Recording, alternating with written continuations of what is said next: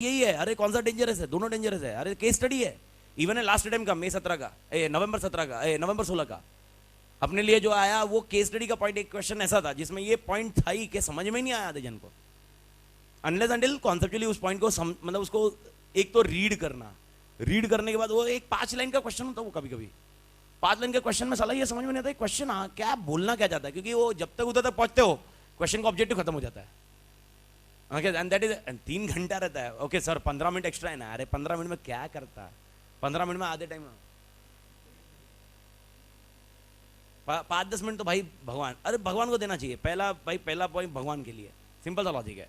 Okay वो होने के बाद जैसे अपन चालू करते हैं ना, we are during that 15 minutes we can only decide which question we need to attempt, and that is also overview, you can read each and every question.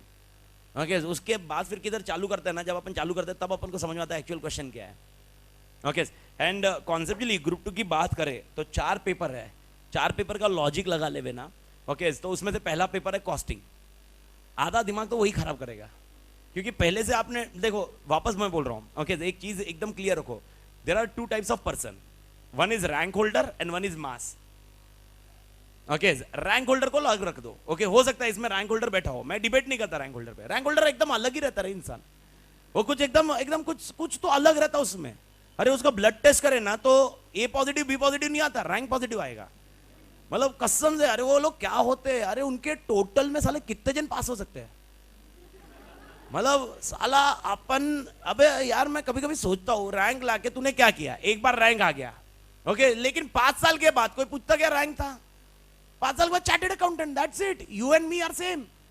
आज मेरे टाइम तू मेरे को पूछता क्या सर रैंक आया था क्या आपको? नहीं ना आया, ठीक है तू क्यूरियोसिटी से पूछेगा, लेकिन कोई फर्क पड़ता क्या? नहीं रैंक आया तो ही ज्वाइन करता, नहीं ज्वाइन नहीं करता। आगे कौन पूछता? अरे भाई बस चार्टेड अकाउंटेंट। तो रैंक वाले ने रैंक छोड़ना चाहिए, वो मार्क्स किसी और को देने चाहिए, जिधर जिधर बांट देने चाहिए भाई, उसका ऐसे लॉजिक लगाना चाहिए उसने। नहीं नहीं यार चैरिटी का ऑप्शन तो कभी भी होता है ना, तो भाई उसने करना चाहिए। तो रैंक होल्डर को अपन बाजू में रखते हैं, और उन लोगों का लॉजिक भी है। अरे मालूम है वो लोग एक बार पढ़ते हैं ना खत्म, सब याद रहता है। ऐसा कभी होता है? अपन 10 बार पढ़ते हैं अपन, अरे याद ही नहीं रहता, तो भी याद मतलब कुछ याद ही नहीं आता, उसका मतलब ये पढ़ा था करे, ऐसा आपने को दिमाग में रहता। ये वाला सबसे बड़ा फैक्टर है when we discuss about this mass. और मास हूं मैं या मैं रैंक होल्डर की कैटेगरी हो, कैसे डिफाइन होता?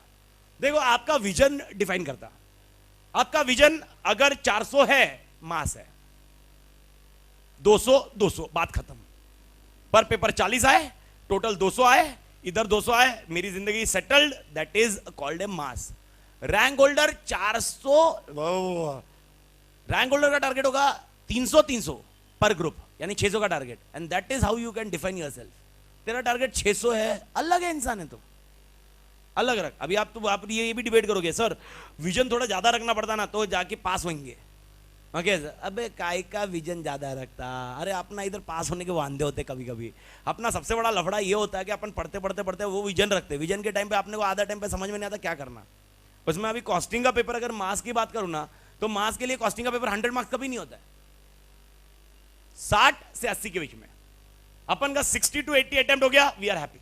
ओके सीरियसली, मतलब ये अटेम्प्ट के पेपर में भी, पेपर वाज इजीएस्ट, तुमको देखना देख लो, 3 घंटे में तुम सॉल्व करके बताओ। नेक्स्ट टू इम्पॉसिबल, मतलब मैक्स टू मैक्स मेरे कैटेगरी में एलडीआर का मैंने अभी लिया था, उसमें 800 जन आए थे। ओके जो फेसबुक लाइव में भी गया था मैं, और उसमें था 800 जन आए थे। मेरे को एक भी बंदा ऐसा नहीं बोला होगा, 1-2 बंदे होंगे जो रैंक होल्डर, जो ज्यादा बात नहीं करेंगे, लेकिन कोई बंदा ऐसा मिला नहीं होगा जो बोला अरे सर पूरा अटेम्प्ट हुआ। जो आया बोले सर 80 मार्क अटेम्प्ट हुआ, 40 तो आता, टारगेट तो इसका ही है। तो कॉन्सेप्चुअली कॉस्टिंग के सिनारियो यही है। और कॉस्टिंग का आप लॉजिक भी लगाओगे ना, तुम कॉस्टिंग और ओवर 2 सब्जेक्ट अलग अलग हो जाते हैं, सब्जेक्ट का वॉल्यूम रहता, इसका को एक बार छोड़ देते हैं।